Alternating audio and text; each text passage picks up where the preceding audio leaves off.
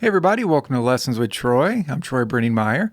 Well, today I've got my lap steel out, but this can all be applied to Dobro or Weissenborn in open D tuning. So D, A, D, F sharp, A, D. And we're going to be working from these charts that I made in open D, where I'm showing you how to get these slants. And I find that they work great when you're wanting to get minor chords or, chords other than just your basic major chords, right? And let's go ahead and start off with this third string and first string. That's going to be thumb on that third string and then middle finger on my first string. Now what I suggest when you're practicing these is to start up high at first because it's easier. So as you go down the scale, let's say the scale sounds like this.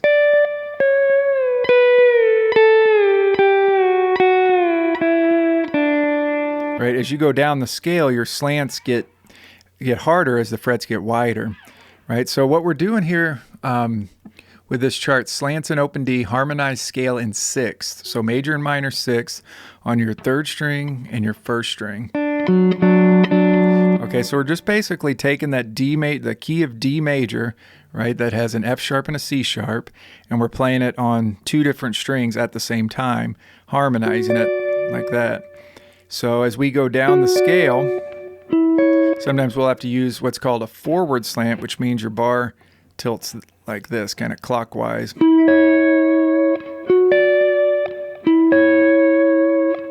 Okay, so let's go ahead and start on our 12th fret. That's an F sharp and a D. And we'll just move down. Before I tell you, what chords this can work for, let's just get this first of all. So third string, 10th fret. And then first string, 11th fret. So we got,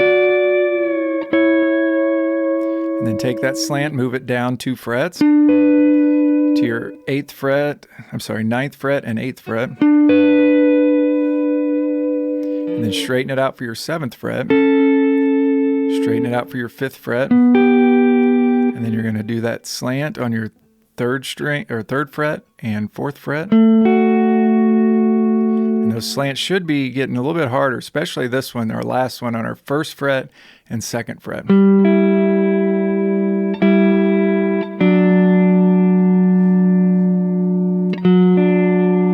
Now I do like to what's called temper my 3rd string, which means I have it a little bit flat, right? Because it's the 3rd of our D major chord.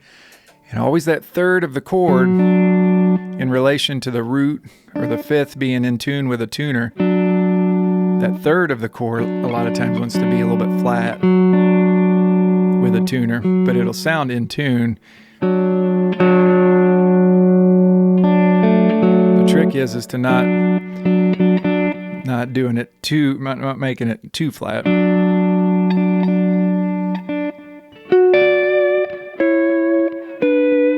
So once again, and now let me name the chords that this works over, because these are 2 notes, and these 2 notes can work over multiple chords, even more chords probably than what I've got on that chart. So first off, we have an F sharp and a D, right, on our 12th fret there.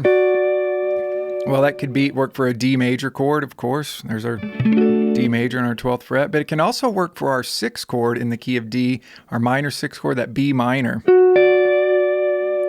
right, because that's the B minor is B, D, F sharp. So you got that D and F sharp right there. Now this can also work as like a G major 7 chord too, kind of a 4 chord. Then when we move it down, if you know about harmony, as you go down the scale, the chord right below our 1 chord is our 7 chord, which is a diminished chord. So that can be a C sharp diminished. Or that can be our 5 chord, our A chord. Or it could be like an F sharp minor 7 chord. And we'll keep going here. And this can be a B minor chord, 6 chord, right? Or that can be a G chord. Or it could be an E minor 7th chord. Now, if you're wondering, how do I know that? Well, it's how the chord's made up. A B minor chord, and I just have all this memorized. As I've been playing, I found that memorizing all your chord tones makes it really, really quick to be able to to think about this stuff and actually apply it. You know, that B minor chord is B, D, F sharp. So we have our B here and our D right there. Or G, B, D for a G major chord. You got your B and your D. Or E minor seventh. Here's your flat seventh. Or your fifth of your E minor chord. Then we go down to our 7th fret for our A chord. Or that can work as our minor 3 chord, our F sharp minor. Or if we want to, that can be the major 7th and the 5th of our D major 7th chord. Then keep going. I've got all this written out in that chart, you know, and you can check that out. Now, I want to show you some tricks here. This is kind of neat. Whenever you've got this straight bar, let's say a G chord here, look how if you go, let's say there's 2 frets and then another 2 frets, right? Like 4 frets up. And you do that forward slant, how that's just kind of another G major chord, another major chord.